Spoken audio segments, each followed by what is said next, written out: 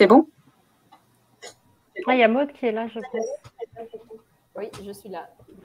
Bonjour à tous Parfait. et bienvenue à tous les participants à ce webinaire de la première journée du Forum Entreprendre dans la culture 2021. Nous remercions l'équipe québécoise qui va se présenter de sa participation. Ce premier jour se déroule au cœur de 4 jours de conférences et webconférences organisées par le Forum et par le ministère de la Culture.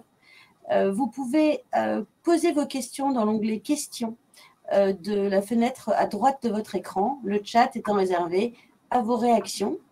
Je vous laisse entre les bonnes mains de toute l'équipe franco-québécoise ici présente et vous souhaite un bon webinaire. Merci Julia. Bonjour, bonsoir à vous tous qui se joignez à nous aujourd'hui pour assister à l'atelier organisé par l'Office franco-québécois pour la jeunesse en partenariat avec le ministère de la Culture, Entreprendre dans la culture au Québec, panorama et opportunités. Ce partenariat existe depuis 2018 et nous a permis de réaliser de belles mobilités pour des entrepreneurs français et québécois, avec notamment l'organisation d'une mission de prospection pour des entrepreneurs et professionnels des ICC français au Québec lors de l'édition Entreprendre dans la culture au Québec 2019, co-organisée par le ministère et l'OFQJ lors de Hub Montréal et de Megamix. Donc, je m'appelle Manon, je suis chargée de l'information des publics à l'OFQJ et je serai donc votre animatrice pour la prochaine heure et demie. Nos intervenants aujourd'hui vont vous présenter les opportunités existantes à destination des jeunes entrepreneurs et professionnels français, âgés entre 18 et 35 ans, qui souhaiteraient mener à bien leur projet d'export au Québec. Notre atelier est divisé en 2 grands moments. Nous commencerons par un état des lieux de la situation au Québec avec nos 2 premiers intervenants qui vous apporteront des connaissances sur la vision québécoise et la pertinence de l'export pour les entrepreneurs français. Leurs propos seront illustrés par la présentation d'un programme d'incubation croisée entre les incubateurs Zoo à Montréal et le 104 Factory à Paris. Nous enchaînerons ensuite avec une présentation des programmes de coopération professionnelle en culture, entrepreneuriat et développement de carrière avec les chargés de projet de l'OFQJ et de Logique. Elles seront accompagnées par 2 anciens participants qui vous feront des retours d'expérience sur les retombées post-mission. Donc, tout au long de nos échanges, vous aurez la capacité de poser des questions via la section questions de votre plateforme. Ces questions seront répondues au fur et à mesure de l'atelier par nos intervenants à la fin de leur temps de parole. Vous remarquerez d'ailleurs que dans cet espace questions, vous avez la capacité de voter pour une question pour manifester votre intérêt à son propos. Donc, je vous encourage à voter pour les questions qui vous intéressent plutôt que de les reformuler plus tard dans l'espace questions. Donc, sans plus attendre, je vais inviter notre première intervenante à monter sur scène. Elle s'appelle Isha Bottin. Elle est chargée de projet international chez XN Québec. C'est une association qui regroupe les producteurs d'expériences numériques au Québec. Depuis quelques années maintenant, elle baigne dans le milieu de la créativité numérique en ayant à cœur la reconnaissance de ce secteur en pleine effervescence. Elle va aujourd'hui vous faire un aperçu en apportant ses connaissances et sa vision depuis le Québec. Donc, Isha, la parole est à vous. Merci beaucoup Manon. Bonjour tout le monde, bonsoir à nos amis français. Donc, je me présente, comme Manon l'a si bien dit, donc je m'appelle Isha Bottin, je suis chargée de projet international au sein de l'équipe de XN Québec. XN Québec est une association vraiment qui rassemble les producteurs d'expériences numériques du Québec. Donc, merci à l'OFQJ, à Logique et au ministère de la Culture en France pour cette belle invitation dans le cadre du forum Entreprendre dans la culture. Alors, avant de vous dresser un bref portrait des industries numériques au Québec, puis de vous parler de nos nouvelles plateformes B2B, l'Effet Québec, pôle d'expertise en exportation, je vous propose de poser le décor avec une bande-annonce qui représente très bien ce que nos studios membres font.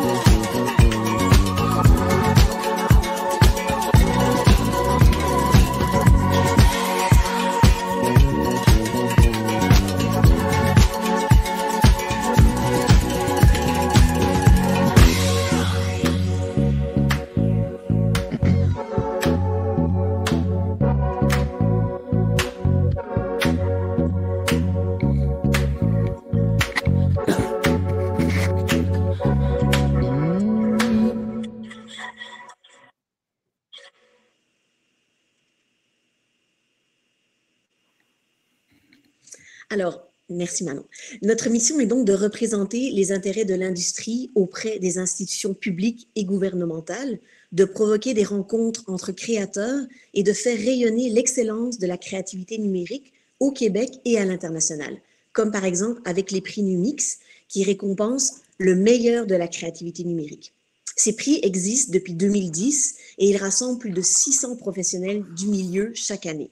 Il y a aussi le forum XN, qui est notre forum de consultation pour les industries créatives, où émanent des recommandations pour nos bailleurs de fonds, mais aussi pour l'industrie en général. Il y a aussi le JAM 360, qui lui est plus au niveau national et qui a pour objectif de briser les silos et de favoriser les partenariats entre les professionnels du numérique et les industries culturelles et créatives québécoises. Et enfin, on a notre nouveau pôle d'expertise en exportation. Je vais vous en parler un petit peu plus tard. Alors, les membres de XN Québec représentent vraiment le nouveau visage de l'entrepreneuriat culturel. Ce sont des studios qui utilisent la technologie comme matière première pour créer des projets techno-créatifs qui combinent souvent plusieurs disciplines artistiques et brisent les barrières sectorielles traditionnelles. Leurs productions expérientielles sont vraiment destinées à de tout nouveaux lieux et elles sortent du cadre d'un écran et des modèles de distribution traditionnels. Et grâce à leur base technologique, la plupart des studios ont été en mesure de relativement bien survivre à la pandémie, et ce notamment grâce à la subvention salariale du gouvernement fédéral canadien qui leur a permis de conserver leur talent à l'emploi durant la dernière année. Alors, on vient tout juste de finaliser une étude avec notre partenaire Abo, qui est un studio stratégique et cabinet conseil basé à Montréal sur le profil économique de nos membres. Alors, soulignons qu'en 2021, le membership de XN a battu tous les records en dépassant la barre des 150 studios membres. On sent qu'il y a vraiment une réelle mobilisation du milieu et un engouement à se regrouper pour se faire reconnaître comme un secteur à part entière. On constate qu'il y a de plus en plus de studios qui proviennent des régions du Québec, comme la Montérégie, le Saguenay, l'Abitibi, l'Estrie, ainsi que des nouveaux membres de secteurs connexes, tels que le milieu de l'édition, comme Alto, qui vient de créer un lab d'innovation, mais aussi du milieu de la musique, comme Troublemakers, qui développe des installations sonores en 3D spatialisées, ou encore Up Studio, qui a été fondé par des gens formés à l'École nationale de théâtre. Donc, la technologie permet donc cette transdisciplinarité entre l'art, la culture et le divertissement. Il est important de comprendre que c'est un secteur qui s'est bâti a priori sur le service. Mais les producteurs, maintenant, tentent de plus en plus à développer leur propre propriété intellectuelle. On parle ici de 75% des membres sondés. Ils sont hybrides dans leur fonctionnement et c'est ainsi qu'ils arrivent à financer leur innovation et leur recherche et développement. Cela dit, ce n'est pas encore très rentable financièrement, car cela constitue seulement 38% de leurs revenus. Ceci est notamment dû au fait qu'il manque certaines entités au niveau de la commercialisation et de la distribution de ces nouveaux formats. Alors ici, on constate d'entrée de jeu que ce sont vraiment des studios très prolifiques. Ils développent en moyenne 55 projets par année, et dont 60% sont des expériences immersives, 45% des installations interactives, 37% des projets d'art numérique, 26% de la scénographie augmentée pour le spectacle vivant et 23% des expériences en réalité virtuelle. Alors, leurs clients sont aussi de plus en plus diversifiés. Ce sont des villes, des parcs, des musées, des institutions gouvernementales, des agences publicitaires pour de l'activation de marque et des festivals et des événements. Donc, l'international est très, très présent dans leur modèle d'affaires. 71% de nos membres exportent et font rayonner le Québec sur différents marchés, ce qui constitue presque 50% de leurs revenus annuels. Alors, poursuivons avec la deuxième partie de cette présentation qui porte sur le pôle d'expertise en exportation. Donc, ce projet a été développé par XN Québec en partenariat avec le ministère de la Culture et des Communications ici au Québec, la SODEC, qui est la Société de développement des entreprises culturelles au Québec aussi, la Ville de Montréal, Investissement Québec International et le Fonds Québecor.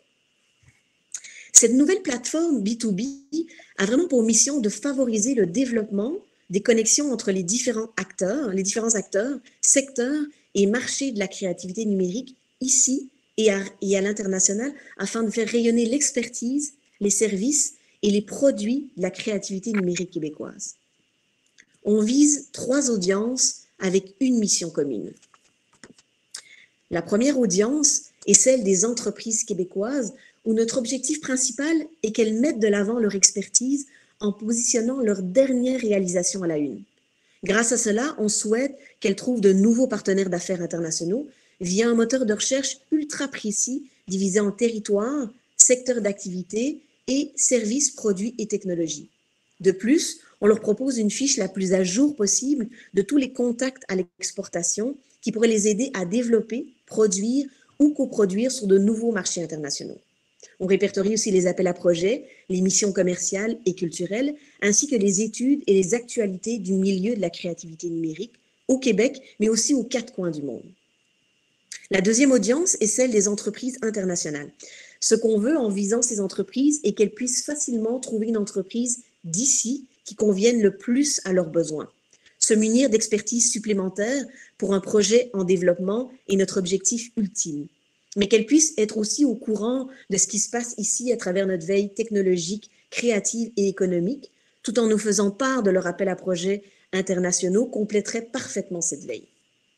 Et la troisième audience est celle des attachés culturels, économiques et commerciaux. On aimerait que cet outil, qui ne cesse d'évoluer, devienne un incontournable pour eux. Car grâce à cette plateforme, on peut retrouver un grand nombre d'entreprises québécoises qui sont prêtes à s'exporter. De plus, le contact complet de la personne qui s'occupe du développement des affaires au sein de son entreprise s'y retrouve. Voici donc ce que l'on peut retrouver sur cette nouvelle plateforme qui sera lancée officiellement le 13 octobre prochain. Alors, je vous invite à aller y faire un tour à effetquebec.ca. Merci beaucoup.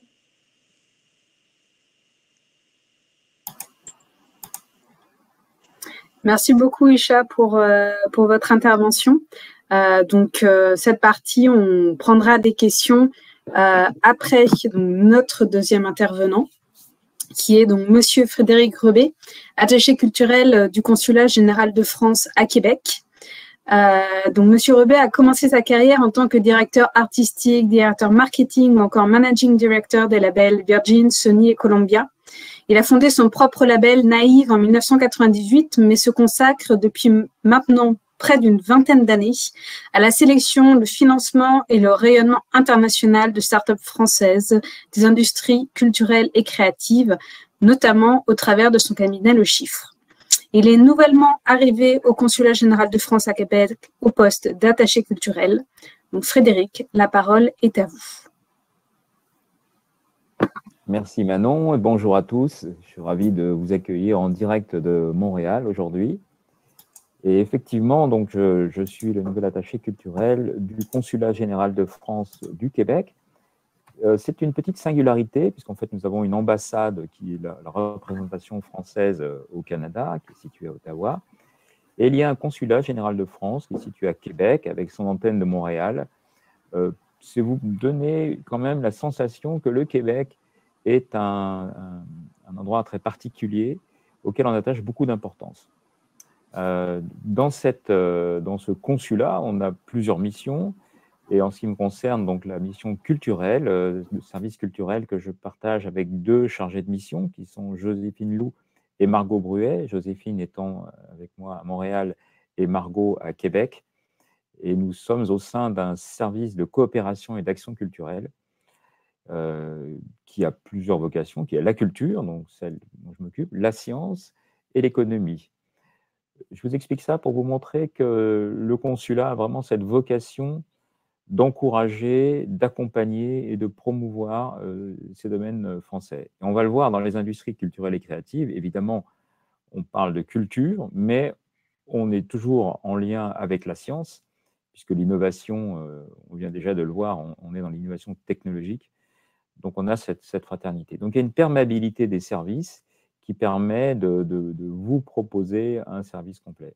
Nous, on est là au service de la France, évidemment, mais également, et en particulier, de la coopération franco-québécoise. Donc, on sera toujours partant, présent et à votre service pour faire fonctionner cette perméabilité, en tout cas, cette circulation des informations. On peut même, dans certains cas, aider dans le financement d'initiatives. On est partenaire de pas mal d'événements. On vient de parler de Megamix, mais également de Montréal Connect. Pas mal de choses en région, si on est assez attaché aux régions du Québec. Mais comme c'est notre sujet aujourd'hui, on est vraiment notre plan général, qui est aussi le plan de la France, hein, ce sont les industries culturelles et créatives. Alors, quels sont les points qui font que l'attractivité du Québec? La première chose, on est en Amérique du Nord, et de l'Amérique du Nord, ça a été depuis pas mal d'années, même je dirais plusieurs décennies, le moteur de la croissance des industries culturelles. Donc, en venant au Québec, en vous intéressant au Québec, et c'est aussi la raison pour laquelle je suis au Québec aujourd'hui, je pense que vous êtes au cœur du réacteur nucléaire, si je puis dire, des industries culturelles et créatives. La deuxième chose, c'est la francophonie, c'est-à-dire que en venant au Québec, ben, vous êtes dans un espace de francophonie, et de même que les industries culturelles, la francophonie est pour nous un objectif majeur, hein, au même titre que la jeunesse, l'équilibre homme-femme, et puis l'innovation, comme je disais tout à l'heure. Cette francophonie, Montréal, par exemple, c'est une des premières villes francophones au monde, donc ce n'est pas la deuxième, c'est la quatrième, hein. Il y a 2 villes africaines qui se disputent cette place, c'est Kinshasa et également Abidjan, donc on s'en réjouit. Et puis c'est aussi une ville où il y a beaucoup de Français, des Français dont la première ville après Paris, c'est Bruxelles, Genève et puis Londres. Et beaucoup de Français, une communauté et des entreprises françaises. Ubisoft, par exemple, qui est une entreprise de jeux vidéo qui est installée à Montréal. Ici, c'est le plus gros studio au monde qui est d'origine française. Donc, ça engendre une spirale. C'est-à-dire que cette francophonie, au-delà de la spécificité québécoise, engendre une spirale vertueuse.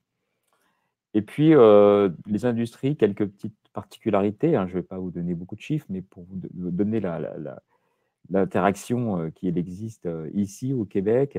Le jeu vidéo, c'est vraiment le pôle créatif même du monde, hein, puisque je le disais tout à l'heure, toutes ces entreprises génèrent beaucoup d'emplois. C'est pas loin de 100 000 personnes rien qu'à Montréal, donc c'est un des secteurs d'activité les plus forts.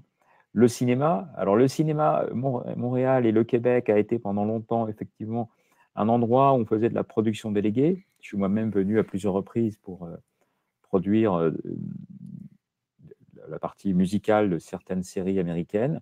Le coût était moins cher, les compétences étaient excellentes, il y a une très très bonne compétence technique du Québec, mais maintenant, il y a en plus de ça, enfin, après bien sûr les pionniers des années 60-70, il y a une nouvelle vague de réalisateurs, bien sûr Xavier Dolan, Denis Villeneuve. On voit que le dynamisme québécois est très très fort. Donc le cinéma, jeux vidéo sont nos industries. La musique, on l'a toujours vu, hein, c'était une grande créativité musicale au Québec. On a eu en France beaucoup de chanteurs québécois. Bref, dans différents arts de ces industries culturelles, c'est un pôle intéressant. Donc tout ça crée une attractivité très forte. Et comme je vous le disais, je pense que le Québec, pour moi, va être un peu le prototype de ce que vont être les industries culturelles et créatives de demain. Et donc, en venant au Québec, eh bien, on va créer cette synergie. Et puis, cette synergie, cette amitié franco-québécoise qui est une vraie dynamique. Alors, je vous le rappelle, hein, le consulat est là pour encourager, vous aider, promouvoir, vous mettre en relation. On a d'excellentes relations avec d'autres instituts. Nous sommes invités aujourd'hui par l'Office franco-québécois de la jeunesse. Il y a également Business France avec le Creative Lab qui encourage aussi des startups françaises. Donc, si vous êtes entrepreneur, alors je ne suis pas l'Office du tourisme, hein, je ne voudrais pas qu'on se méprenne, mais je suis là quand même pour vous accompagner, vous aider et vous dire qu'il y a des compétences, il y a une équipe au sein du consulat pour vous accompagner. N'hésitez pas à nous solliciter et voilà, on espère que cette spirale dont je viens de parler se terminera par un tourbillon. Et j'en doute pas parce que pour accompagner des startups françaises depuis longtemps et des collaborations avec des startups québécoises, il y a une reconnaissance depuis quelques années qui est très forte. Vous êtes les bienvenus et en tout cas, n'hésitez pas à nous solliciter. On peut répondre à toutes les questions que vous auriez, car elles sont nombreuses sur ce territoire qui est vraiment très particulier et très enthousiasmant.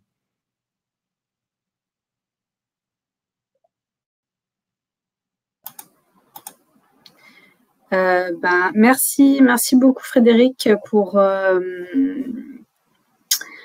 votre intervention. Alors justement, j'ai une question qui vient d'apparaître dans l'espace questions qui demande si le consulat accompagne principalement des startups. Non. Pardon, je vous laisse finir. Vas-y. Je disais, et peut-être que de façon plus générale, peut-être répondre à la question quels sont les principaux défis que peut rencontrer un entrepreneur ou une entrepreneuse française qui souhaite se développer justement dans le marché culturel québécois. Alors, je réponds à la première partie de la question. Non, évidemment. Pourquoi on parle des startups? Parce que dans Entreprendre dans la culture, on est assez organisé startup. Il y a donc cette collaboration des deux ministères, hein, la culture et les affaires étrangères. Et c'est une dynamique française. On fait partie d'un plan général tous ensemble des industries culturelles, donc pour les promouvoir, mais bien évidemment, l'ensemble des dossiers auxquels on participe, je ne vais pas tous vous les citer, mais on agit pour d'autres domaines, pour le livre, pour la jeunesse, pas mal en région, parce qu'il y a des régions très riches au Québec, et on est très attaché à cette diversité culturelle. Il y a un accompagnement général. Vous savez aussi qu'on a dans notre service de coopération attaché culturel scientifique, donc on a des projets sciences, des projets éducation qui se rapprochent de la culture. Donc tout projet hybride, je dirais qu'on encourage et on accompagne et parfois on finance, même si les moyens peuvent être parfois modestes, mais en tout cas ça permet de finaliser un dossier complet. Tout projet culturel qui va dans le sens de cette coopération franco-québécoise, au-delà même de cette amitié franco-québécoise. Donc, les perspectives sont beaucoup plus larges. Maintenant, quelques conseils pour venir au Québec. Je dirais que c'est un peu les mêmes pour toute entreprise. Deux particularités. L'Amérique du Nord, donc vous le savez, a toujours financé, aidé, et on va le voir dans cette table ronde avec nos partenaires incubateurs et investissement. Ce qui a changé, de mon point de vue, c'est qu'auparavant, on avait cette espèce de pitch des projets qui était très rapide. Maintenant, je crois qu'on est plus attaché aux personnes, à la personnalité, et que le fait d'avoir connu des échecs, d'avoir connu une faillite, est même plutôt bien vu, notamment, là on s'éloigne un petit peu, mais dans la Silicon Valley, et vous verrez que si vous avez eu quelques difficultés, c'est enrichissant parce que c'est avec ces difficultés que l'on rebondit et que c'est bien accueilli. Donc je dirais, vous pouvez, évidemment vos dossiers doivent être très bien faits, très bien montés, très bien réfléchis, vous avez suffisamment de partenaires en France et au Québec pour vous aider, mais également ne cherchez pas à survendre des projets. Je pense que les Québécois sont pertinents, sont à l'écoute et ils ont cette qualité, on va dire, nord-américaine d'être plus direct, plus rapide. Donc, ça vous demande une organisation d'être rapide, précis dans votre préparation, dans votre présentation, mais sachez qu'en revanche, cette ouverture d'esprit, n'essayez pas de survendre des projets, soyez direct, soyez sincère, et c'est une qualité québécoise qui est appréciée, donc n'hésitez pas à le mettre. Donc, voilà. Ensuite, il y a un écosystème québécois qui est large, hein, on va le voir aujourd'hui dans cette table ronde, mais n'hésitez pas à entrer par un côté ou un autre. Peut-être que votre porte d'entrée, ce sera telle ou telle association, ou tel syndicat québécois, et qu'ensuite, eh bien, nous, consulat, on est là aussi pour encourager, favoriser. Si vous êtes en manque de contact ou vous êtes mis en relation avec certaines personnes, voilà, on sera là pour vous aider. Mais déjà, ce petit travail de préparation, je dirais une honnêteté intellectuelle dans la préparation de votre dossier. Il faut qu'il soit viable, il faut qu'il soit efficace. C'est ça la particularité ici. Il y a une efficacité américaine et cette langue française, cette préparation des choses. J'ai entendu une start-up récemment accompagnée et aidée qui disait « Ah, ben, finalement, le Québec, c'est la France en mieux ». Bon, c'est une petite boutade, mais non, c'est les deux, en fait. Hein, c'est le Québec et la France. Mais vous retrouverez des qualités nord-américaines avec ce supplément, je vais employer un terme anglo-saxon qui n'est pas très francophone, mais que tout le monde comprend, une espèce de coolitude dans la relation, qui est très agréable. Voilà. Donc, profitez de cet accueil. Mais attention, je le dis, c'est très professionnel. Le Québec est très, très organisé, très professionnel. Donc, soyez rigoureux. Ben, merci beaucoup pour votre réponse, très éclairante. On va enchaîner à ce moment-là, et donc nous allons passer à nos deux prochaines intervenantes, qui sont Maude Bédard-Dufour et Mariala Bestouguev. Donc Maude est active depuis plus de 15 ans dans l'industrie culturelle et événementielle au Québec, où elle a développé une expertise en financement public et partenariat. Depuis plus de 3 ans, elle contribue au développement et au déploiement de Zoo, un hub créatif initié par Guy Laliberté, qui accompagne et propulse les entreprises culturelles, du numérique et du divertissement en favorisant la création de propriétés intellectuelles. Mariala est, quant à elle, cofondatrice de Victionnaires, un studio de création et de production d'œuvres interactives et transmédia, où elle pilote des projets de valorisation et médiation artistique numérique. Depuis 2018, elle est directrice de l'innovation du 104 Paris et de son incubateur 104 Factory, qui accompagne des startups au croisement du champ artistique, de la recherche et de l'innovation, ce depuis 2013. Donc, bonjour à vous deux, et je vais vous laisser la parole. Bonjour, je ne sais pas si vous m'entendez bien, je suis dans une pièce qui résonne pas mal, j'ai l'impression d'être dans une cathédrale, mais je suis ici au 104, ravie d'être avec vous. Alors on a préparé une petite présentation, je ne sais pas comment, l'idée c'est qu'on puisse vous parler un peu de la collaboration entre Zoo et 104 Factory. Avant de parler de la collaboration, je voulais vous parler un petit peu de notre lieu infini. Et puis faire juste une petite parenthèse, Manon, c'est Fictionneers, le studio qu'on a monté en 2015. J'ai la chance Je me doutais que j'ai un peu... voilà. Mais bon, c'était pas simple.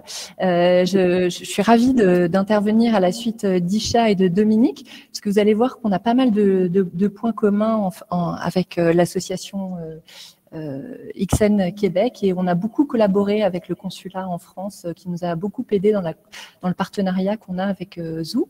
Donc moi j'ai la chance de travailler dans un lieu infini d'art, de culture et d'innovation à Paris. Pour les personnes qui ne connaîtraient pas le 104, en fait on est un établissement de la ville de Paris, on s'étend à peu près sur 40 000 mètres carrés. Alors, je crois que c'est, vous allez voir que Zoo c'est très grand aussi. On a la particularité d'être un lieu de vie atypique, puisqu'on a toujours des espaces qui sont disponibles pour les pratiques spontanées, des personnes qui viennent pratiquer leur art librement dans les espaces. On a un incubateur, comme l'a dit Manon, depuis 2013, 104 Factory. On a des services aussi destinés aux associations du quartier, le 5. On a plusieurs restaurants, un espace dédié à la petite enfance. Et pour vous parler un petit peu de la période qu'on a tous traversée ces derniers temps, on est également un centre de vaccination depuis début janvier. On a vacciné plus de 100 000 personnes au 104. Et puis pendant la pandémie, on ne pouvait pas vraiment accueillir nos publics dans notre lieu, bien qu'il y ait toujours des artistes, puisqu'on a à peu près 350 compagnies artistiques qui viennent travailler chaque année au sein de notre établissement. On a lancé un service qui s'appelle VR2Go, de la vente de VR à emporter avec des contenus artistique, et on l'a mené avec un partenaire québécois, le Centre Phi, et une des startups qu'on accompagne en résidence diversion cinéma. On a également un marché, je pourrais vous en parler pendant des heures, mais j'ai plus envie qu'on échange sur les partenariats qu'on a avec Zoo et le Centre Phi. Donc on a de nombreux partenaires, comme vous pouvez le voir.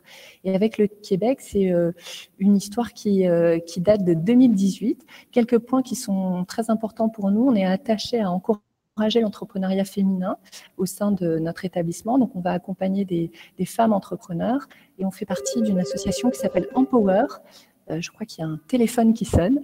On accompagne également de futures femmes entrepreneurs et on a un regard particulier pour les entreprises cofondées par des femmes. Alors, les liens avec XN Québec, c'est qu'on a développé une expertise autour de tout ce qui est immersion. On accompagne énormément de start-up ou d'entreprises culturelles dans ces champs-là. Et on a eu la chance, là récemment, d'accueillir Venice Fair Expanded. C'est la présentation des œuvres de la Mostra de Venise en réalité immersive, où il y avait pas mal d'œuvres françaises, pas mal d'œuvres québécoises également. Et les 3 œuvres lauréates sont coproduites par des studios français. Voilà, c'était pour le dire. Ça, c'est un festival qui est terminé. Ce qu'on offre en fait au 104 en termes d'accompagnement, c'est des espaces, des échanges, la possibilité d'avoir des expertises, qu'elles soient internes. On est aujourd'hui 90 personnes à travailler au 104 avec des métiers très très différents qui vont de la communication, la technique, la production déléguée, l'ingénierie culturelle. On fait plein de métiers très différents et puis aussi des experts internes qu'on va mobiliser. On va surtout faire des tests au sein de notre établissement avec des publics, ça c'est primordial. Dans les industries culturelles et créatives, quand on crée une entreprise, l'essentiel c'est de pouvoir tester en fait les produits, les services ou les applications qu'on développe. Et pour nous c'est très important et c'est ce qu'on a fait aussi avec les entreprises québécoises qu'on a accueillies, c'est d'apprendre, alors avec plein de dispositifs différents et notamment par la pratique d'art, par le chant, par le théâtre, en plus de tous les ateliers et masterclass avec des tas d'expertise plus liés, on va dire, au côté business de l'entreprise. Et puis, c'est aussi avoir de la visibilité, puisqu'on va offrir aux entreprises la possibilité d'être visibles dans les événements qu'on organise dans notre lieu et ailleurs. Le lien avec le Québec, il débute en 2018, en mars 2018. Moi, je ne suis pas encore au 104, mais un partenariat a été signé entre Lune Rouge à l'époque, Maud, c'est ça, et le 104 et 104 Factory. Et ce partenariat qui a été fait en mars 2018 nous a permis d'accueillir une première équipe, MT Light, qui est venue chez nous en décembre 2018. Alors là, vous voyez les entrepreneurs. Hein. Frédéric parlait des personnes. En fait, on a sélectionné avec Zou 2 entrepreneurs qui ont créé une start-up MT Light qui met en fait l'innovation, le mapping au service de la culture urbaine. C'était une expérience extrêmement enrichissante pour eux puisqu'ils sont retournés à Montréal avec l'envie de créer un lieu un peu identique au 104. Et là, vous les voyez dans un événement qu'on organise chaque année qui est l'Open Factory, un événement qui permet à nos entrepreneurs de montrer leurs innovations. J'ai perdu la présentation. Ah, je ne sais pas si tout va bien. Maud, est-ce que tu veux rajouter des points sur cette équipe, sur le partenariat? Oui, ben en fait, je crois que tu le mentionnais, mais ce qui avait été intéressant avec Mathieu et l'équipe d'MT Light, c'est qu'ils étaient donc allés au 104 pour aller notamment acquérir une compétence particulière avec un logiciel dont la formation ne se faisait qu'à Paris. Puis ensuite, ils sont revenus de notre côté chez Zou faire une formation, donc donner un atelier à d'autres entrepreneurs qui étaient intéressés à en apprendre plus sur ce logiciel-là, le logiciel SMOD, et qui est spécialisé en mapping. Donc, je trouvais que c'est aussi une continuité intéressante, donc des liens entre nos 2 organisations, parce qu'ils sont allés en acquérir chez vous, puis ils sont revenus chez nous redonner, en fait, à d'autres entrepreneurs montréalais. Donc, voilà ce que j'avais à dire là-dessus. On a accueilli une 2e équipe en avril 2019, c'était Atomic 3, qui avait la volonté de tester un dispositif qui s'appelle Maestro. Donc c'est hyper intéressant de voir les différences qu'il peut y avoir entre le Québec et la France, puisqu'en fait leur dispositif c'est une œuvre interactive dans l'espace public. Ils avaient plein de questions hyper techniques, puisqu'on sait qu'à Montréal, le quartier des spectacles est hyper équipé technologiquement. Nous, nos fontaines ici à Paris, c'est pas du tout les mêmes, on va dire les mêmes contextes. Donc ça nous permet aussi d'apprendre beaucoup quand on accompagne une entreprise québécoise. On va là où on n'a pas encore été. Donc on les a pas mal accompagnés à tester le dispositif Maestro. Donc vous le voyez sur la gauche, Quand je vous parlais de l'expérimentation, ça pour nous c'est fondamental de pouvoir tester ce dispositif interactif puisqu'il permet au public de devenir chef d'orchestre et de devenir chef d'orchestre d'un orchestre de lumière en activant des lumières et de la musique. Et c'est quelque chose qu'ils ont pu présenter dans le cadre de la fête de la musique, puisqu'en France on a la chance de faire la fête de la musique le 21 juin devant la Villette. Là c'était proche de la Fontaine au Lion, devant la grande halle de la Villette. Et c'était une expérience qui était assez positive aussi pour cette équipe. Oui, tout à fait. Puis en fait, ce qui était bien pour eux, c'est que ça a vraiment pu permettre de développer leur expérience sur d'autres dispositifs. Parce que comme tu le disais, Marie-Alia, le quartier des spectacles a un ensemble de fontaines intelligentes quand même qu'on retrouve peu à travers le monde. Donc, ça faisait en sorte que leur modèle d'affaires était plus difficilement réplicable à d'autres lieux. Donc, de pouvoir le tester avec des ensembles de lumières ou d'éclairages architecturaux intelligents qui sont plus répandus à la Villette, en fait, plus répandus dans le monde, mais qui l'ont testé, donc place de la Villette. Mais ça leur a permis de modifier leur expérience et de la présenter donc sous une autre forme que celle des fontaines.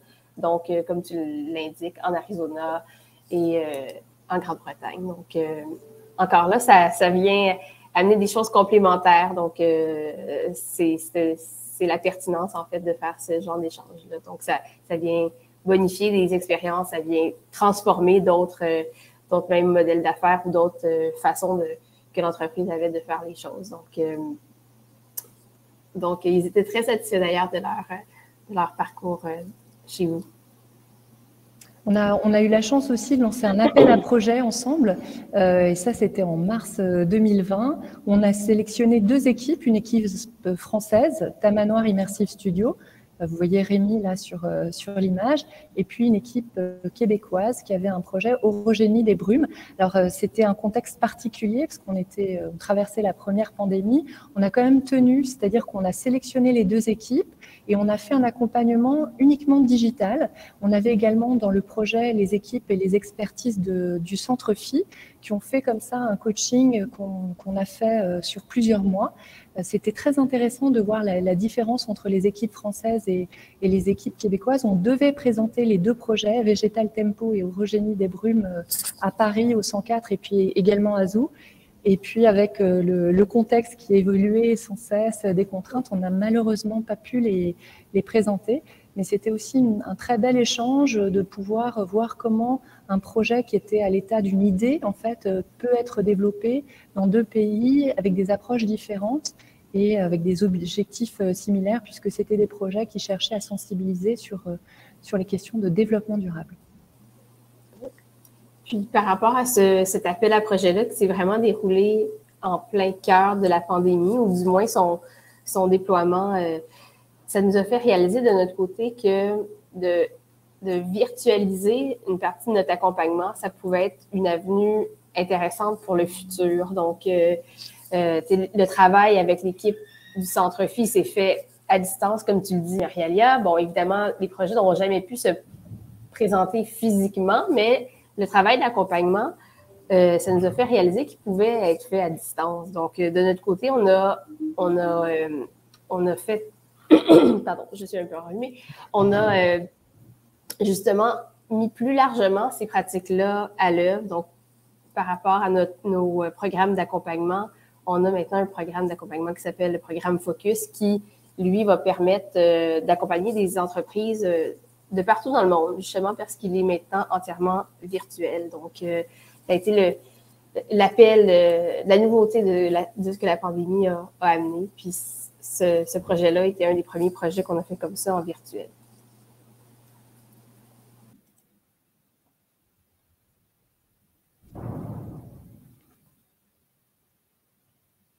Pardonnez-moi. Donc,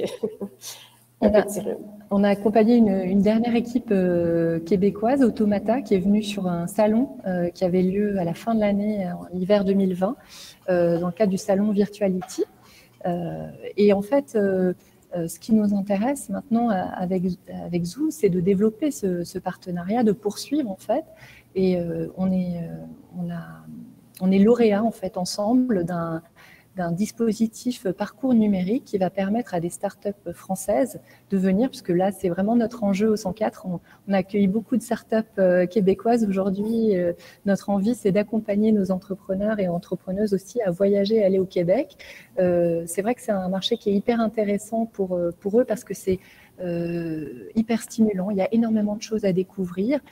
Inversement, pour les entreprises québécoises qui viennent en France, c'est aussi très intéressant de pouvoir venir tester leurs produits, leurs solutions, leurs œuvres en France, parce que c'est une ouverture sur le marché européen aussi, de pouvoir venir en Europe. Et il y a énormément de possibilités dans plein de sites. Aujourd'hui, l'immersion, elle est multiple, elle est dans l'espace public, elle est dans les lieux de culture, elle est dans les lieux touristiques, donc il y a beaucoup de potentialités. Donc c'est un peu nos enjeux sur 2022, sur la fin de 2021, c'est de pouvoir aussi permettre à d'autres entreprises maintenant, des entreprises françaises, je crois aussi des entreprises qui viennent de Nantes, d'aller au Québec. Exact. Donc, l'idée de ce parcours, ou le parcours numérique Québec-France, dont on est récipiendaire, comme Marie-Alielle le disait, c'est de faciliter, en fait, les échanges entre nos deux territoires. Puis, de notre côté, on est en mesure d'accompagner des entreprises maintenant, comme je le disais, à distance. Donc, on a fait d'ailleurs avec l'équipe de Nantes un premier accompagnement virtuel d'une de leurs entreprises, une de leurs startups qui était NowStage. Donc, NowStage voulait justement développer le territoire québécois nord-américain. Donc, on a eu un accompagnement avec des coachs, des guides qui sont associés au programme pour justement adapter un peu le discours, évidemment, au marché, trouver des partenaires d'affaires. Donc, d'ailleurs, la mission est encore maintenue, mais normalement, il devrait venir dans les prochaines semaines au Québec là, pour justement rencontrer certaines des personnes qu'ils ont côtoyées durant le programme. Donc ce projet-là se déploie encore sur une autre année et demie. Donc, nous, on va travailler avec nos partenaires, avec le 104, avec Nantes, justement, pour faciliter des accompagnements d'entreprises françaises sur le territoire nord-américain, québécois. Donc, soit par l'entremise de nos programmes, donc comme je le disais, le programme Focus qui peut se faire en ligne, ou sinon on peut voir des fois pour d'autres expérimentations sur place, peut-être des opportunités de développement d'affaires ici. Donc, voilà. C'était un peu le partage qu'on voulait vous faire avec Maude.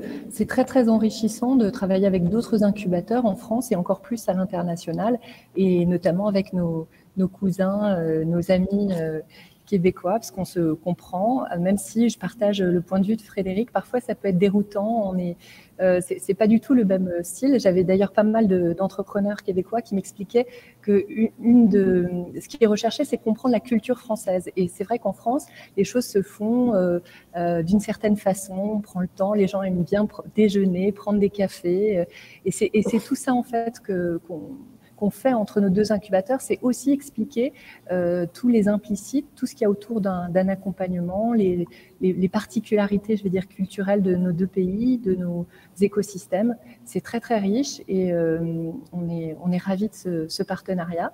Je voulais aussi dire que dans le cadre de nos expositions, là bientôt va se dérouler la Biennale d'art numérique qui commence le 8 octobre au 104, et on va accueillir un studio créatif montréalais, Daily tous les jours. Donc on a plein d'échanges possibles entre le Québec et la France. Voilà.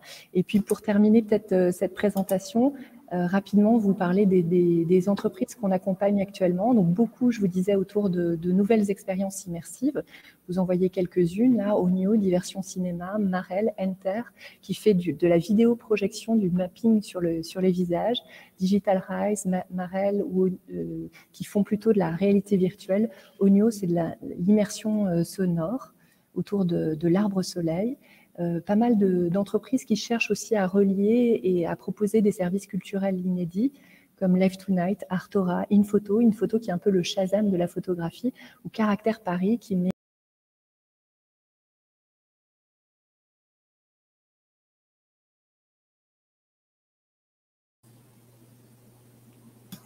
Je crois qu'on a perdu Marie-Alia. Oui, je pense qu'on a perdu Marie-Alia.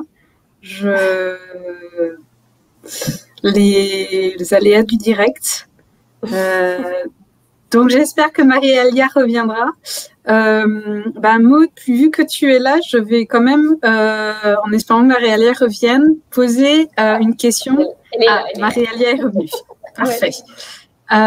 Donc, on va finir votre séquence avec une question qui a été posée par donc quelqu'un qui demande, donc si on est une start-up française prête à ouvrir une filiale à Montréal, doit-on contacter Zoo ou le 104 pour l'incubation?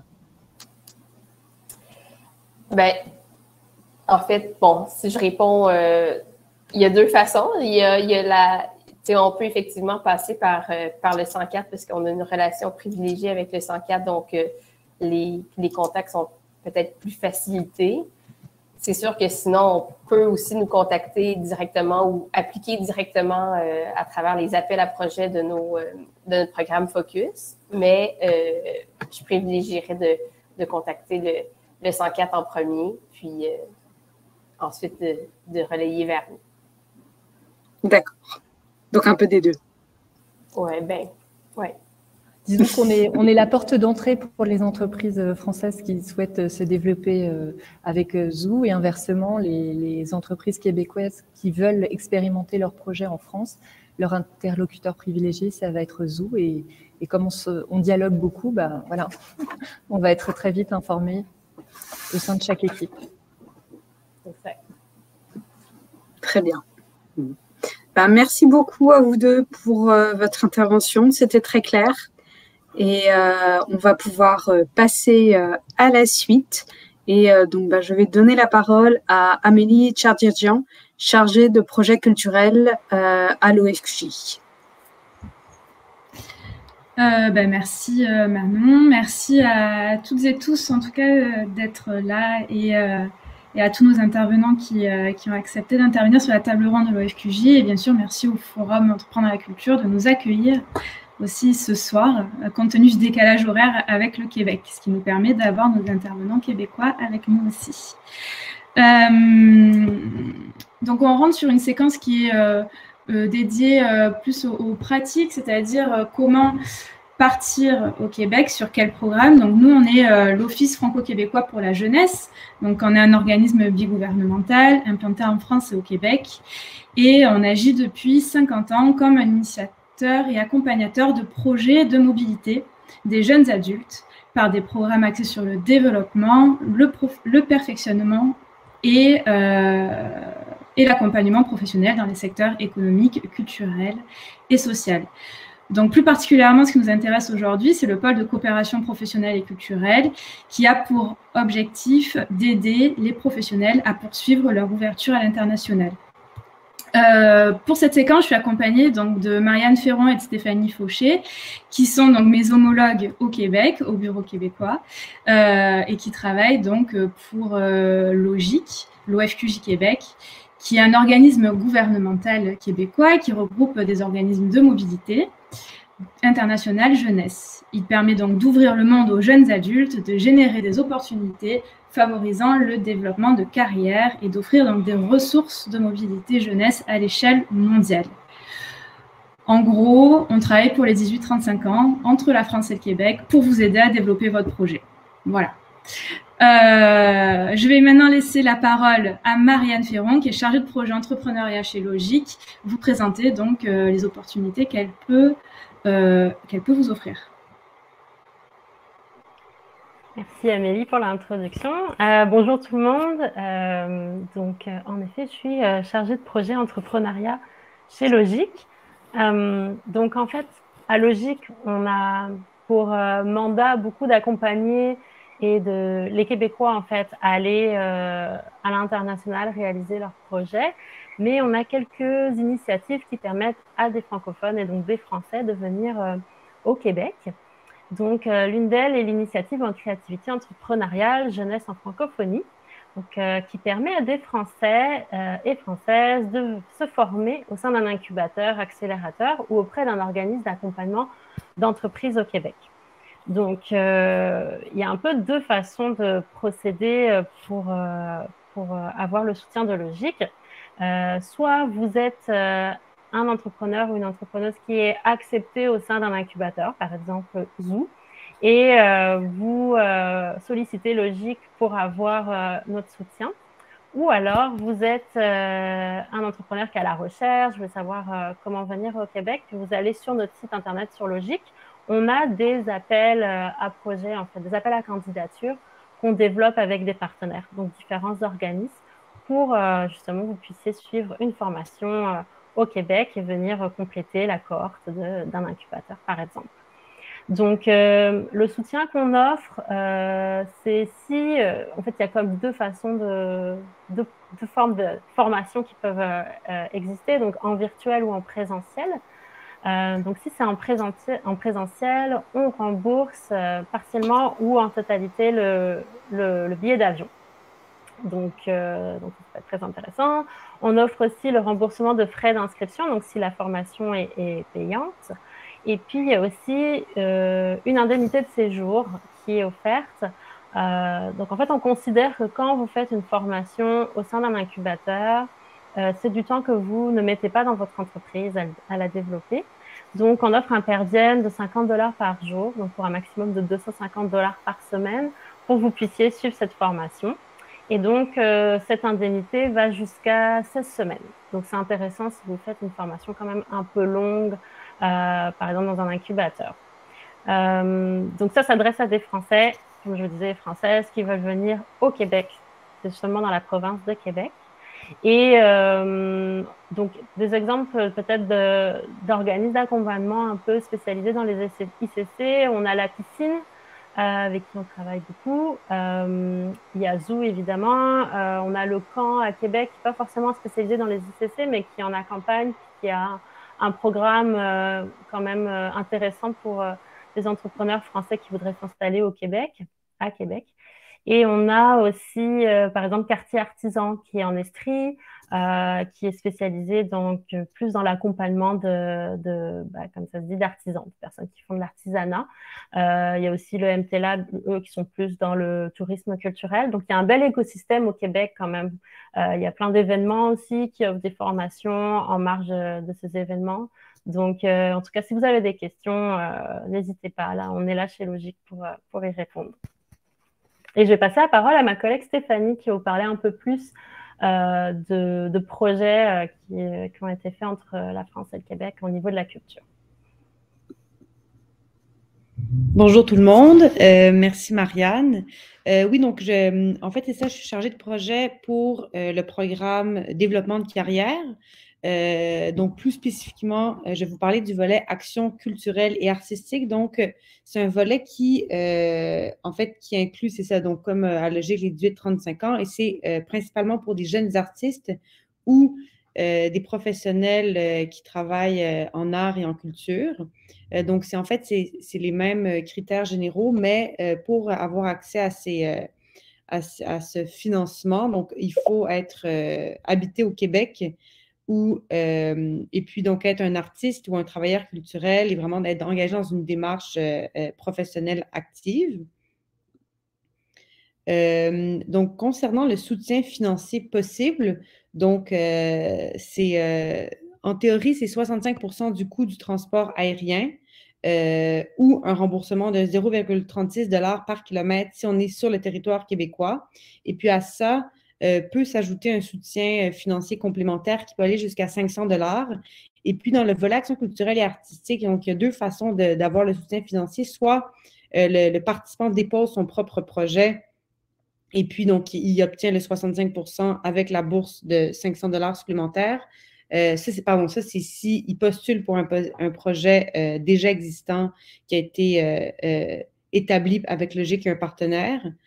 Sinon, si le participant dépose son propre projet, donc ça va être seulement le transport.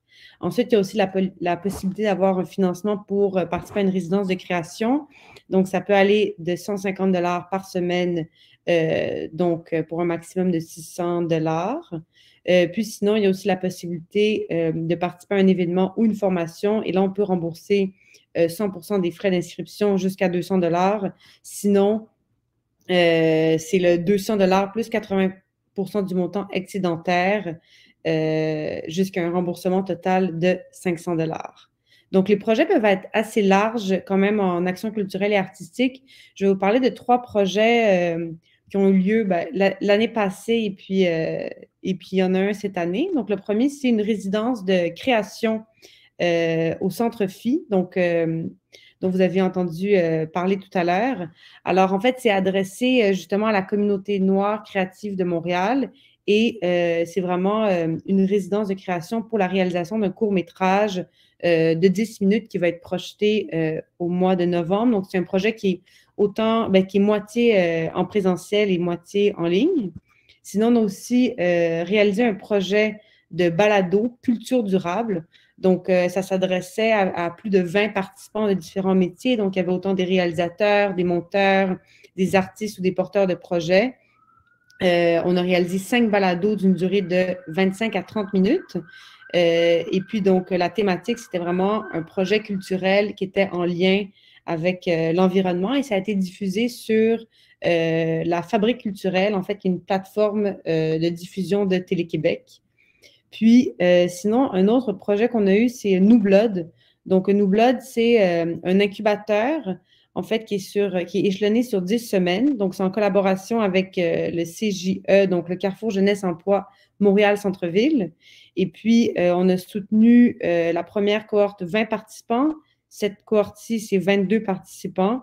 Et puis, vraiment, la spécificité de New Blood, c'est que c'est vraiment un incubateur qui permet de peaufiner une idée culturelle. Donc, plus que de la mise en marché, c'est vraiment peaufiner le concept pour ensuite arriver à la mise en marché du projet.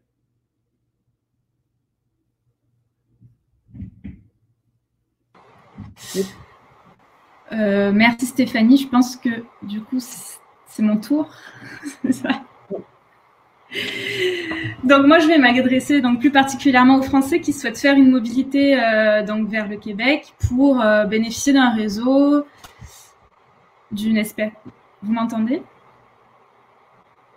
Ok, super, parce que ça oui, très bien. Votre micro est coupé. Okay. Souhaite bénéficier d'un réseau, d'une expertise reconnue en termes donc, de coopération avec le Québec. Pourquoi? Parce que, comme je disais tout à l'heure, l'OFQJ existe depuis plus de 50 ans et a un bureau en France et un bureau au Québec. Donc, normalement, on peut trouver des contacts pertinents pour vous. Également, on a des partenariats avec des événements d'envergure avec lesquels on travaille régulièrement, pour lesquels on monte des missions professionnelles. Et donc, pour ça, on a un accompagnement qui est privilégié pour les participants de l'OFQJ. On organise aussi des missions collectives sur mesure et on peut bénéficier d'un soutien financier pour des projets individuels et collectifs. Donc, en gros, c'est pour qui? Donc, 18-35 ans révolus. Être français ou résident en France depuis plus d'1 an, donc ce n'est pas exclusivement être de nationalité française, et dans le cadre forcément d'entreprendre dans la culture, être un entrepreneur des ICC, un professionnel de la culture qui travaille dans les ICC, ou un créateur, ça peut rentrer aussi. Alors, voilà. Donc comment est-ce qu'on peut vous accompagner ? On a donc plusieurs modalités, c'est ce qu'on dit, des modalités d'accompagnement. L'idée, en fait, c'est d'accompagner des porteurs de projets ou des entrepreneurs qui en sont au stade de l'envie d'idée, qui souhaitent défricher, donc mieux comprendre l'écosystème québécois, ou ceux qui sont un peu plus avancés et qui souhaitent transformer, collaborer, réaliser des échanges d'expertise dans des domaines précis, prospecter des nouveaux partenaires ou des clients et tenter peut-être une incubation, comme on a vu tout à l'heure avec le Zoo et 104 Factory. Donc, on a des missions de formation thématique dans des délégations. C'est des missions professionnelles, en fait, qui fonctionnent sur appel à candidature que vous pouvez retrouver sur notre site Internet. Vous candidatez, on fait un processus de sélection, de recrutement et vous bénéficiez d'un programme qui est clé en main, qui vous permet de traiter une thématique plus ou moins en profondeur. En temps normal, donc hors période de Covid, on a une trentaine de délégations par an sur l'ensemble des thématiques abordées par l'OFQJ. Donc, elle comporte des visites de terrain, des accès privilégiés à des événements professionnels, des programmes de rencontres avec des partenaires potentiels, des experts, etc. Donc, on reçoit aussi des projets qui sont dits individuels. Les projets individuels, c'est par exemple, vous êtes invité à présenter votre projet lors d'un marché ou lors d'un festival. Et donc, en fait, vous avez une lettre d'invitation et vous souhaitez y aller.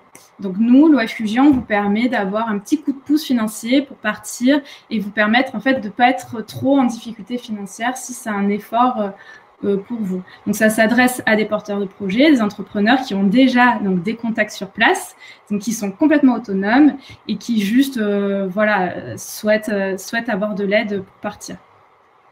Dans ce cas-là, on peut également solliciter l'aide de l'OFQJ pour des missions de prospection, c'est-à-dire, par exemple, vous souhaitez développer un projet dans les 2 prochaines années, vous pouvez partir une semaine, faire des rendez-vous et on travaille ensemble votre programme de rendez-vous. Comme l'a dit tout à l'heure Marianne, donc on a des projets spéciaux, donc l'initiative créativité entrepreneuriale en fait partie. Voilà, donc on peut aider aussi nous à la mobilité dans le cadre d'une incubation. Et de la même façon, on initie des projets sur des thématiques prioritaires avec des partenaires ou des collectivités. Donc on a des partenariats avec des collectivités locales en France qui cofinancent en fait votre mission et vous permettent de partir dans de bonnes conditions. Également, on a des partenariats avec certains ministères, dont le ministère de la Culture, dans le cadre de la stratégie CC à l'export.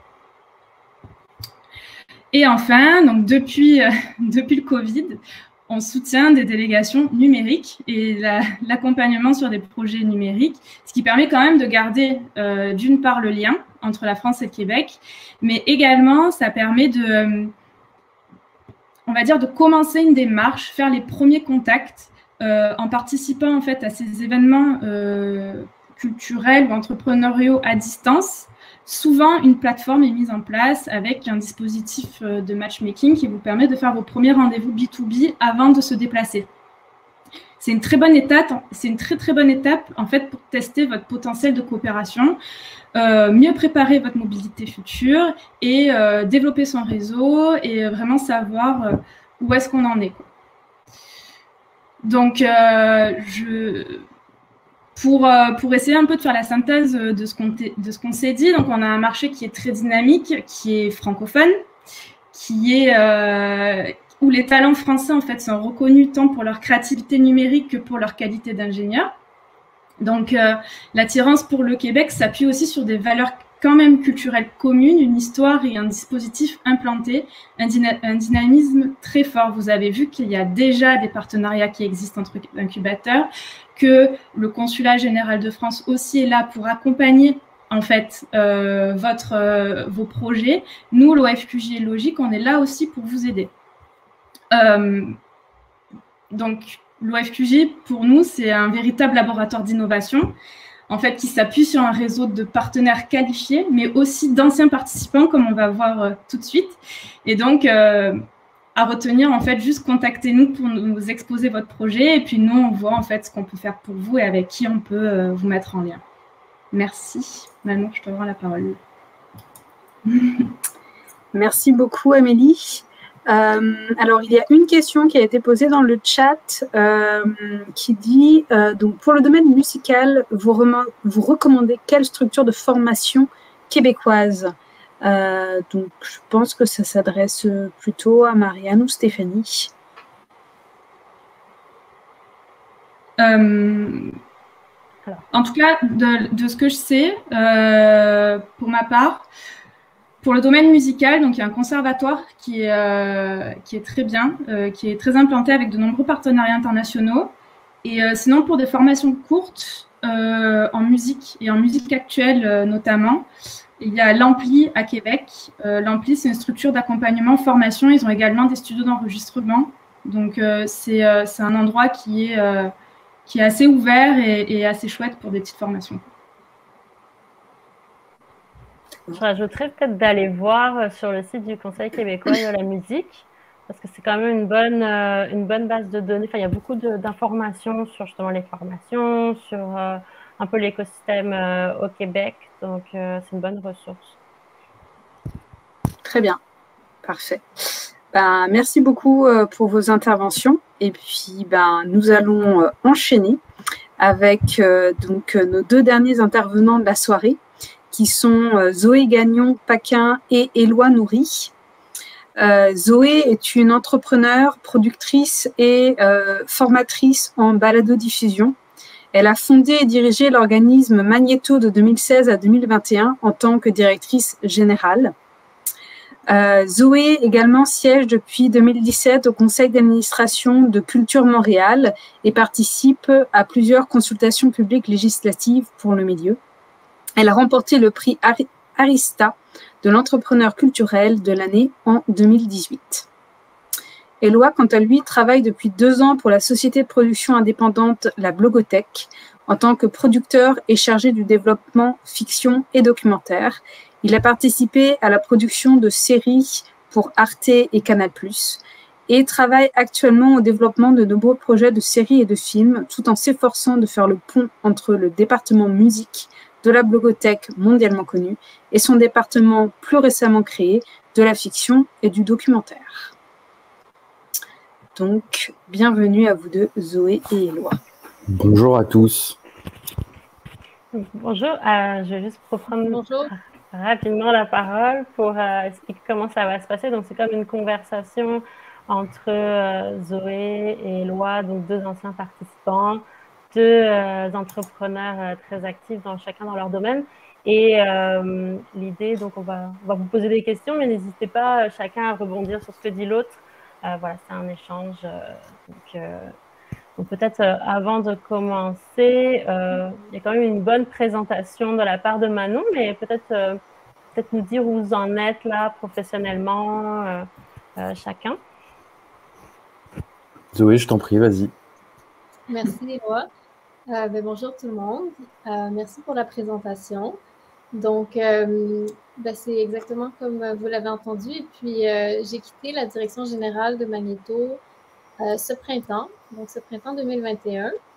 Et je me prépare à lancer un nouveau projet qui s'appelle Firmament, qui est un organisme spécialisé en formation et en accompagnement de projets de podcast. Alors que Magnéto, on était plus centré sur la production que sur la formation.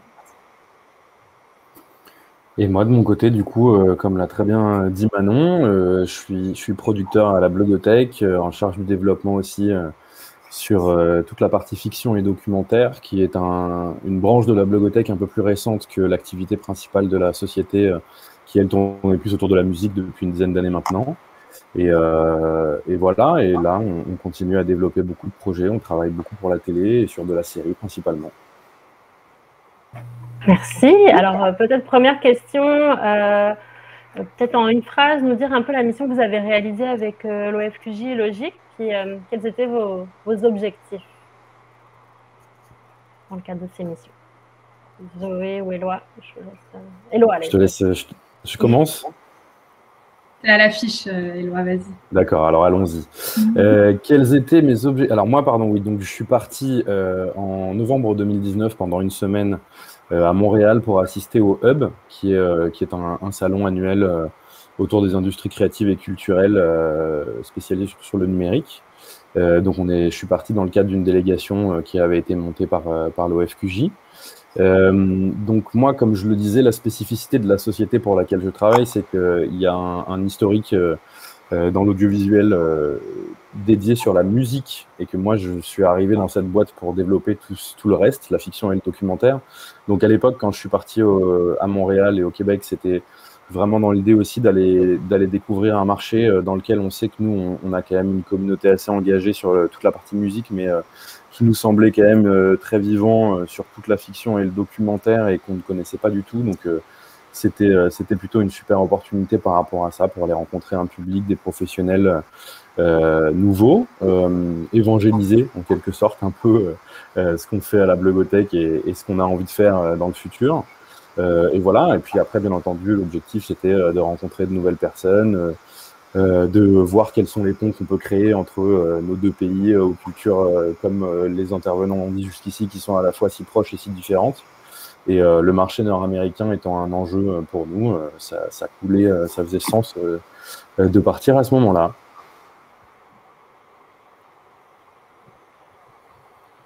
Merci. Peut-être Zoé?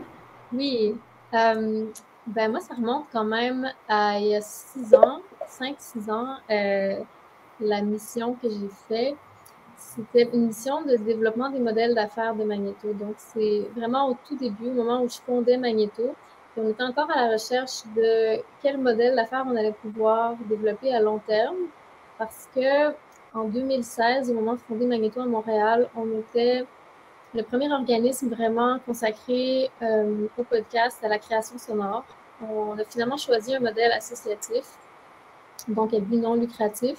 Mais ça aussi, ça faisait partie des questions qu'on avait au moment de faire notre mission.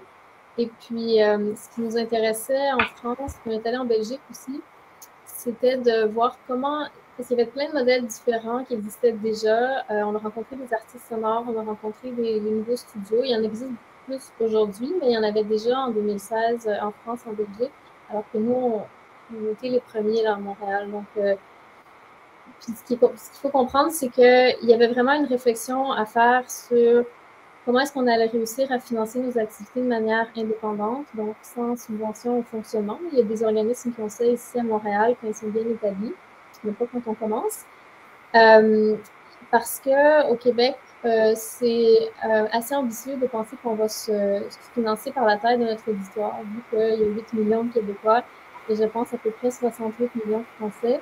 Donc, c'est toujours une question de voir quelles autres stratégies on peut développer.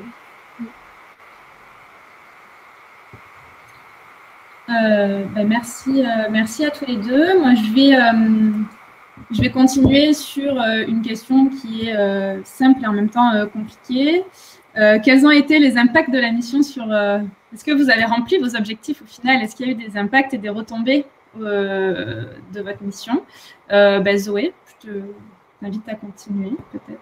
Oui, je vais enchaîner parce qu'effectivement, c'est la suite logique. Ce qu'on s'est rendu compte, c'est que même en Europe, avec les auditoires qui sont des multiples, du moins en potentiel, les studios, les associations n'avaient pas un modèle de revenu qui était basé sur l'auditoire non plus. Donc, pour nous, ça a vraiment, justement parce que même pour eux, c'était difficile d'avoir l'audience requise, surtout quand on fait dans la création sonore. Donc, oui, on a des podcasts qui sont, je pense, agréables pour un très grand public, mais qui visent quand même un auditoire intellectuel. Donc, ça demeure déjà à la base un peu plus niché. Fait que, bref, dès le début, on s'est dit on doit absolument avoir une offre de service B2B. C'est ce qu'on a fait. Ça a très bien marché, d'ailleurs. Puis, je vois qu'aujourd'hui, il y a beaucoup de studios qui ont commencé à faire ça en France aussi, qui vont faire des partenariats pour certains projets de podcast, puis qui vont utiliser ces revenus-là pour faire d'autres projets qui, eux, sont complètement indépendants au niveau éditorial, une sorte de brassage des profits à l'interne. Nous, on a fonctionné comme ça, puis c'est ce qui nous a permis de démarrer rapidement, puis ça a eu un bon succès. Puis on a eu des partenariats avec plein d'organismes que vous avez déjà entendus dans la présentation. On a fait des projets avec ZU, on a été incubés au NT Lab, à la piscine. En tout cas, c'était vraiment, on a été bien adoptés là, par le milieu culturel montréalais grâce à cette offre de service-là. Merci. Éloi? De mon côté, l'impact de ma mission, enfin les retombées comme tu demandais, oui, moi j'en étais très satisfait. En fait, ça m'a permis de découvrir, comme pas mal de gens on peut le dire jusqu'ici, et comme je le disais aussi en introduction, les spécificités de la culture québécoise, de voir justement une manière de travailler différente, même s'il y a plein de choses qui nous rapprochent, à commencer par la langue bien sûr, mais avec plein de choses qui peuvent nous éloigner aussi. Donc c'était super intéressant par rapport à ça de tâter un peu un nouveau marché et de voir comment ça pouvait fonctionner là-bas. J'ai pu y rencontrer beaucoup de gens, aussi bien dans le cadre du salon, du hub, que des rendez-vous qui étaient organisés, parce que du coup au cours de la semaine, l'OFQJ nous avait organisé tout un agenda assez précis et assez plutôt très bien fait, où on rencontrait vraiment des gens de tous bords dans les industries créatives et culturelles, ce qui était assez intéressant et très enrichissant. Moi, d'un point de vue très pragmatique, si je dois parler d'un projet en particulier, j'ai notamment rencontré un collègue producteur québécois qui s'appelle Philippe Lamarre, qui est le fondateur d'une société qui s'appelle Urbania, avec lequel ça a tout de suite très bien matché. On a commencé à réfléchir très vite à un projet ensemble. Alors malheureusement, très peu de temps après ma venue au Québec, il y a eu une pandémie mondiale et le Covid a fait que ça a été mis un peu en stand-by pendant quelques temps. Mais là, justement, on a repris les discussions. On est en train de voir comment on va pouvoir se remettre sur un projet de coproduction entre la France, du coup, et le Québec. Ouais, non, moi, ça a été plutôt une expérience très enrichissante où ça m'a permis de rencontrer, en plus de cet exemple-là, pas mal d'autres gens aussi avec qui maintenant je peux continuer à échanger, réfléchir à d'autres projets auxquels moi je pense que qui n'auraient pas forcément germé dans ma tête si j'avais pas eu des rencontres et des gens totalement différents, dans une culture différente, d'un environnement. Montréal, pour le coup, moi ce qui m'a sauté aux yeux aussi, c'est que c'est un environnement multiculturel très riche et ça c'était assez chouette à découvrir. Et donc, je pense que moi, je le vois là, typiquement, pour reprendre l'exemple de Philippe, ce producteur dont je parlais, avec qui je suis devenu assez proche et avec qui on échange beaucoup, qui a fait pas mal de projets, lui déjà, entre la France et le Québec, et qui comprend comment se nourrir justement de ces spécificités bien particulières et comment réussir à monter des projets. Alors moi, en l'occurrence, c'est des projets audiovisuels, des séries, des documentaires, mais lui, il l'a fait très bien. Il y a un exemple de projet qui me vient en tête là qui s'appelle Fragment, qui a été diffusé sur Arte et qui est une coproduction franco-québécoise où ce sont des témoignages de personnes qui à chaque fois peuvent être très singuliers ou très universels, mais qui vont rassembler un peu tout ce qui peut nous rassembler dans des cultures très différentes comme les nôtres. Donc il y a plein de choses à imaginer et en ça, c'était très enrichissant, quoi. Ah, merci, c'est super intéressant d'avoir vos points de vue, puis ça permet de voir un peu justement les types de missions qu'on peut faire et les retombées, puis ce qu'on apprend autour des échanges qu'on a avec le Québec et la France. Puis, justement, j'aurais une question peut-être plus pour Zoé dans un premier temps. On a potentiellement des gens qui veulent travailler au Québec, là, qui sont connectés cet après-midi en France, ce matin ici. Est-ce que tu aurais un petit conseil à donner aux Françaises et Français qui voudraient travailler avec le milieu, avec des organismes culturels québécois et des artistes d'ici? Vaste question.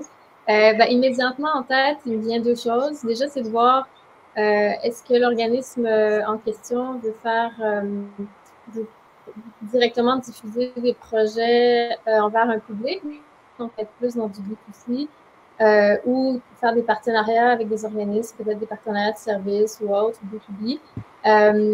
C'est sûr que dans le B2C, moi, mon conseil, ce serait de vraiment trouver quelqu'un à Montréal pour adapter la présentation. C'est vraiment, on comprend parfaitement au Québec, mais quelque chose qui est produit, que ce soit un titre, une publicité qui est français, on le voit tout de suite, puis ça résonne un peu, ça résonne un peu différemment. Donc, vraiment avoir un langage envers le public qui soit adapté pour le Québec, ça fait une petite différence.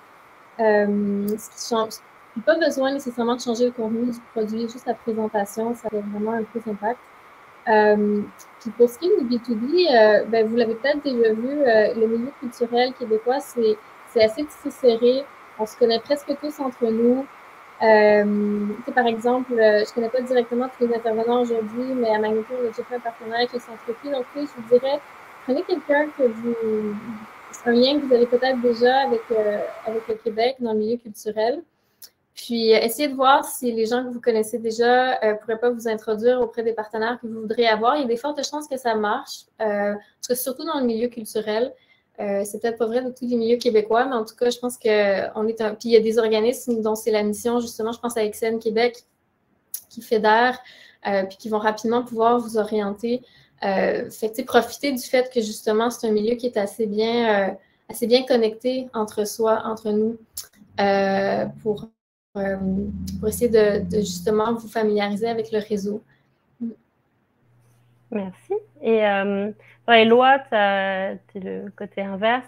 Tu es allé au Québec, tu développes des partenariats avec Urbania, par exemple. Est-ce que, justement, toi, ton conseil pour un Français ou une Française qui voudrait travailler au Québec, puis que tu as appris sur le tas pendant que tu développais des partenariats ici? Eh ben, comme dit Zoé, c'est une vaste question, mais je vais répondre peu ou prou la même chose. En fait, effectivement, comme je le disais, moi, je trouve qu'il y a des spécificités vraiment très particulières dans ces deux pays, mais je pense qu'effectivement, il faut savoir réussir à s'adapter à un auditoire en particulier. Enfin, je le vois. Nous, par exemple, là, dans les discussions qu'on a en ce moment, on a fait pas mal de projets français. Où on crée ce qu'on appelle des IP, enfin des propriétés intellectuelles, un concept, et on est assez persuadé que ce sont des choses qu'on pourrait adapter potentiellement au Québec, mais pas exactement de la même manière.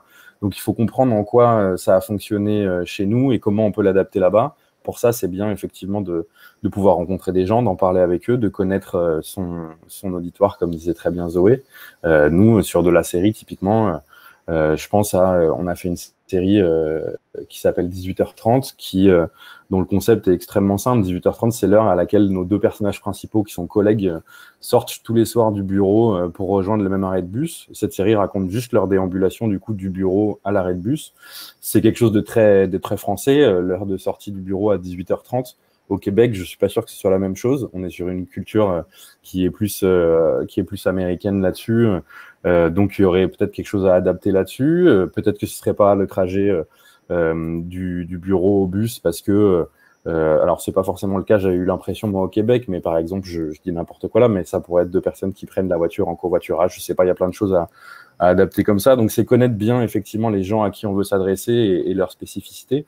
Après, d'un point de vue plus business ou business, moi, j'ai trouvé que, comme le disait très bien tout à l'heure Frédéric, ce qui m'a sauté au nez, aux yeux quand je suis arrivé au Québec, c'est la coolitude un peu, pour reprendre le mot. Mais l'accès est beaucoup plus facile, j'ai trouvé en tout cas. Donc, pas hésiter à aller vers les gens, à les démarcher, même si on les connaît pas beaucoup. Moi, là, dans le cadre de la mission avec l'OFQJ, ça m'a déjà mis le pied à l'étrier et permis de rencontrer des gens un peu plus facilement. Mais en plus de ça, dans le cadre de je sais pas s'il y a des moments de rencontre comme celui-ci aussi, pas hésiter à écrire aux gens, à leur demander ce qu'ils en pensent, si on peut se rencontrer pour en parler. J'ai trouvé que l'accès était beaucoup plus facile, et aussi bien d'un point de vue pour les professionnels, les collègues, les gens que j'ai pu rencontrer sur place, mais aussi j'ai pu rencontrer des organismes privés ou publics. On a parlé de la SODEC tout à l'heure, je crois, très rapidement. J'ai pu rencontrer des gens de la SODEC très facilement, juste en les démarchant, en récupérant des contacts par d'autres gens. J'ai pu rencontrer un fonds qui s'appelle le Fonds Bell, qui subventionne énormément l'audiovisuel aussi, juste en écrivant à une personne, en lui expliquant ce que je faisais et pourquoi j'étais là. Et j'ai l'impression que l'accès est plus facile, donc c'est un truc à ne pas hésiter, en tout cas en tant que Français, où on peut avoir un peu des petites craintes, des petites réticences par rapport à ça. Il faut se dire que j'ai l'impression que c'est plus simple, plus facile au Québec. Merci. Je vais avoir le privilège de vous poser la dernière question. Mais en tout cas, je vais rebondir juste une seconde sur ce que dit Éloi. Le conseil supplémentaire que je donnerais, donc à part partir en mission avec nous forcément, c'est d'y aller pendant un événement en fait. Parce que justement, on a vraiment tout cet écosystème qui est captif au même moment et qui est là pour faire des rencontres. Comme les rencontres sont un peu plus simples, plus directes, c'est pas mal en fait d'y aller lors d'un événement. Voilà. Alors, moi, la dernière question qu'on va vous poser, ça va être, on va commencer par Zoé. Lors de ta mission, quel a été ton meilleur souvenir en fait? Est-ce que tu as une anecdote spécifique à nous raconter? Je ne m'attendais pas à cette question-là, mais c'est drôle. Mais merci pour la question parce que, en fait, ça va appuyer ton dernier conseil, Marianne, celui de participer à un événement. Oui, tiens, c'est une anecdote. Voilà. On était, donc là, ça remonte à longtemps, là, c'était en 2016. On est allé au Festival Kick. On a fait un tour France-Belgique. On a voulu tout faire pendant qu'on était en Europe. On est allé au Festival Kick, qui est à Namur, en Belgique. C'est un festival de nouvelles technologies numériques. Et on présentait notre approche de la création sonore. Enfin, c'était une mission. On a rencontré des gens extraordinaires. Et puis, il y avait une journée de speed dating pour différents entrepreneurs. Et donc, c'était du 5-10 minutes, on se présentait, puis on faisait ça à la suite. Moi, je m'étais inscrite et ça m'a sauvé la vie. Je vous explique. J'ai rencontré par hasard, on ne savait pas trop se mettre à la disponibilité du destin quand on fait ça. Ben, j'ai rencontré par hasard cette journée-là un groupe de Suisses francophones qui développait une application qui s'appelait Totemi, qui faisait de la géolocalisation en ligne avec des balises Bluetooth, de la géolocalisation par application mobile avec des balises Bluetooth, des petits objets merveilleux. Eh bien, j'ai mis ça dans mon chapeau, j'y ai pas repensé pendant 2 ans. Et puis, il est arrivé un jour où j'ai eu vraiment un besoin extrêmement urgent, où j'avais un partenaire pour un projet de balado qu'on faisait avec le métro de Montréal, puis ça devait être géolocalisé par application. Et puis là, on s'est rendu compte à la dernière minute que l'application de notre partenaire ne fonctionnait pas. Puis nous, on faisait ça pour un client qui allait bientôt diffuser. Enfin, c'était la catastrophe. Puis là, je me suis rappelé de ces gens-là que j'avais rencontrés à Namur, Suisse, dont j'aurais jamais entendu parler, que je n'aurais pas pu retrouver.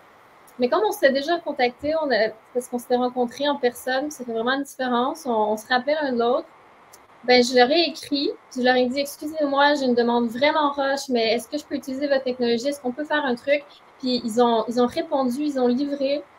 Et puis le projet s'est passé, c'était merveilleux. Puis finalement, on a fait 4 éditions de ce projet de poésie-là, dont une année aussi, je pense que c'était aux Monuments nationaux à Paris. Mais bref, c'était, tu sais, puis on l'aurait juste fait 1 an si la diffusion avait échoué à cause de la technologie. Donc oui, c'est ça, les rencontres, c'est super. C'est vraiment, le réseau, là, c'est merveilleux. Merci. Éloi? Un peu de la même manière que Zoé, moi j'ai trouvé ça vraiment super, le fait d'être, comme tu le disais Amélie, dans un salon où ça nous permet de rencontrer beaucoup de gens. Effectivement, exactement comme l'exemple que vient de donner Zoé, j'ai rencontré des gens en me disant c'est super intéressant, j'ai pas quelque chose à en faire, je vais pas transformer l'essai tout de suite, mais je sais que c'est quelque chose de très intéressant. Et depuis novembre 2019, du coup, j'ai eu l'occasion de pouvoir retravailler avec des gens que j'avais rencontrés, ou en tout cas faire le passe-plat sur certains projets chez nous dont je ne m'occupais pas, notamment un projet qui va se faire là au Canada, enfin au Québec l'année prochaine. Donc je m'en occupe pas, mais au moins j'ai pu mettre en contact des personnes que j'avais rencontrées grâce à ça. Et après, le meilleur souvenir, si on avait, nous, alors c'est pas du tout dans le cadre professionnel direct, mais on avait eu, grâce à l'OFQJ, une visite de la cathédrale de Montréal qui avait été organisée, dans laquelle il y avait une représentation en VR qui était faite par Moment Factory, je crois, si je me souviens bien, qui est une super boîte québécooise vraiment assez incroyable. Et franchement, c'était vraiment un truc très très beau, donc j'en ai un bon souvenir, ça m'avait un peu ému, c'était très beau. Écoutez, c'est super, merci à vous en tout cas pour vos témoignages. On arrive à la fin de notre temps, donc je vais juste vous passer la slide avec les appels à candidature qui sont en cours, justement, pour les délégations. Voilà, qui est ici. Donc, en ce moment, côté français, on a des appels à candidature pour plusieurs événements. Donc, Megamix, c'est une édition virtuelle cette année qui se déroule en novembre. C'est le salon du jeu vidéo. Donc, pareil, avec une plateforme de matchmaking si vous voulez faire vos premiers pas et vous faire des contacts. M pour Montréal, également virtuel. Également en novembre, tout ça c'est en novembre, donc qui est donc une convention professionnelle dans les musiques actuelles. Mondial Montréal, également virtuel, qui là est des rencontres artistiques sur les musiques du monde. Le mois prochain, on a également un appel à candidature ouvert pour participer à Montréal Connect et au rendez-vous France-Québec sur la découvrabilité. Où il y aura donc également une plateforme où vous pouvez faire des rencontres de matchmaking, etc. Et donc, ce n'est pas de rapport avec le Québec, mais un rapport direct avec le Forum Entreprendre dans la culture. Donc, avec le ministère de la Culture, l'ambassade de France en Belgique et Pali Pali, on organise une mission à Namur, justement, à laquelle a participé Zoé il y a quelques années, pour le Kik Festival. Et donc avec un beau programme de 1 semaine qui aura lieu du 2 au 8 novembre. Et les appels à candidature est toujours ouvert, donc il y a des places. Tout est pris en charge par le ministère et nous, donc n'hésitez pas à postuler. Manon, je te laisse le mot de la fin. Alors, merci Amélie. Je m'excuse profondément. Ma caméra a décidé de ne plus fonctionner à la dernière minute, mais vous pouvez m'entendre, donc c'est parfait. Merci beaucoup à tout le monde d'avoir participé à cet atelier. Merci aux participants pour leurs questions qui étaient très enrichissantes. D'ailleurs, je vais finir avec une dernière question qui est où pouvons-nous retrouver vos contacts, toutes ces personnes qui ont assisté à vos interventions? Comment est-ce qu'elles peuvent vous retrouver sur les réseaux sociaux, sur Internet, pour vous contacter tout simplement? On peut peut-être les mettre dans le chat et après, je ne sais pas si on a accès à la liste des personnes inscrites. On peut également leur donner une liste. Mais déjà, mettre dans le chat si ça vous va à tous. Ouais, on est bon. Parfait. Oui, en tout cas, il y a de l'enthousiasme clairement dans le chat de gens qui sont très intéressés. Ouais. Bah, écoute, moi, je me...